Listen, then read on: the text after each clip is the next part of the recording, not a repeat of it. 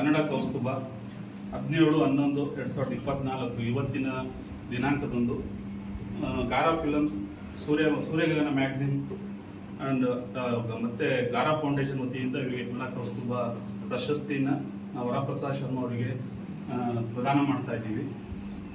ಇದರ ಒಂದಿಷ್ಟು ವಿವರಣೆ ಹೀಗಿದೆ.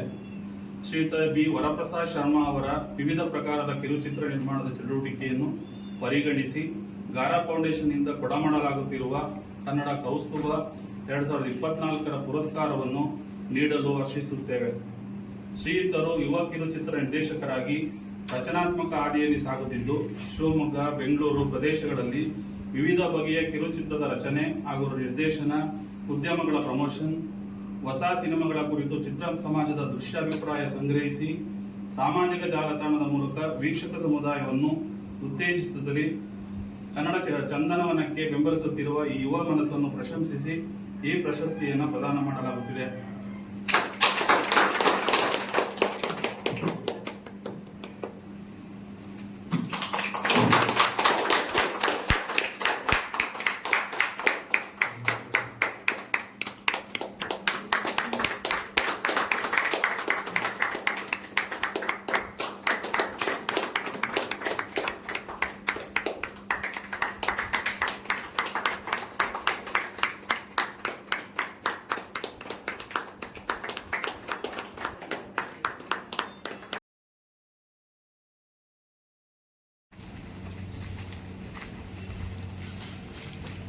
ಕನ್ನಡ ಕೌಸ್ತುಭ ಕಾರ್ಯಕ್ರಮಕ್ಕೆ ಶಿವಮೊಗ್ಗದ ಉದ್ಯಮಿಗಳಾದಂಥ ಉಮಾಕಾಂತ್ ಅವರು ಬಂದಿದ್ದಾರೆ. ಅವರು ದಯಮಾಡಿ ವೇದಿಕೆ ಆಗಮಿಸಬೇಕಾಗಿ ಆಗಮಿಸಿರ್ತಕ್ಕಂಥ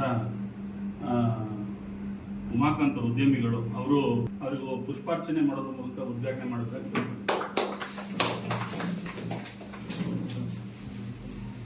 ಅದ್ಭುತವಾದಂಥ ಸಾಹಿತಿಯಾಗಿ ನಾನು ನೋಡೋಕ್ಕೆ ತುಂಬಾ ಇಷ್ಟಪಡ್ತಾ ಇದ್ದೀನಿ.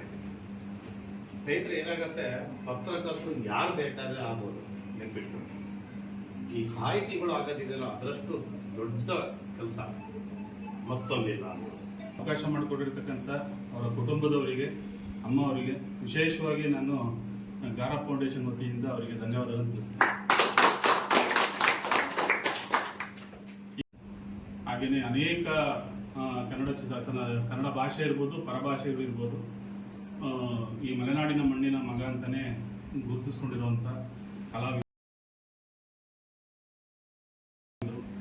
ಯುವ ಕಲಾವಿದರು ಒಳ್ಳೆಯ ಅವಕಾಶಗಳನ್ನು ಅವರಿಗೆ ಮುಂದೆ ಸಿಗಲಿ ಅಂತೇಳಿ ಆಶಿಸಿಕೊಂಡು ರಘುರಾಜ್ ಮಲ್ನಾಡ್ ಅವರಿಗೆ ಕೂಡ ವೇದಿಕೆಗೆ ಆಗಮಿಸಬೇಕಾಗಿ ಕೇಳ್ಕೊಳ್ತೀನಿ.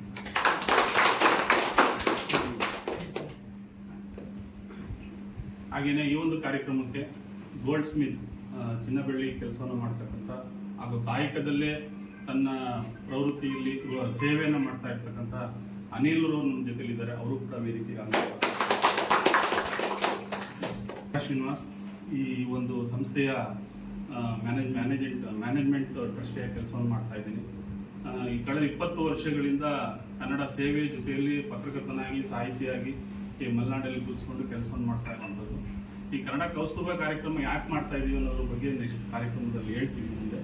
ಸೊ ಇಂಥ ಒಂದು ಕಾರ್ಯಕ್ರಮಕ್ಕೆ ನೀವೆಲ್ಲರೂ ಕೂಡ ಭಾಗಿಯಾಗಿದ್ದೀರಾ. ನಿಮ್ಮೆಲ್ಲರೂ ಕೂಡ ಮತ್ತೊಮ್ಮೆ ಸ್ವಾಗತವನ್ನು ಬಯಸ್ತಾ ದೊಡ್ಡ ಕೆಲಸ ಮತ್ತೊಂದಿಲ್ಲ.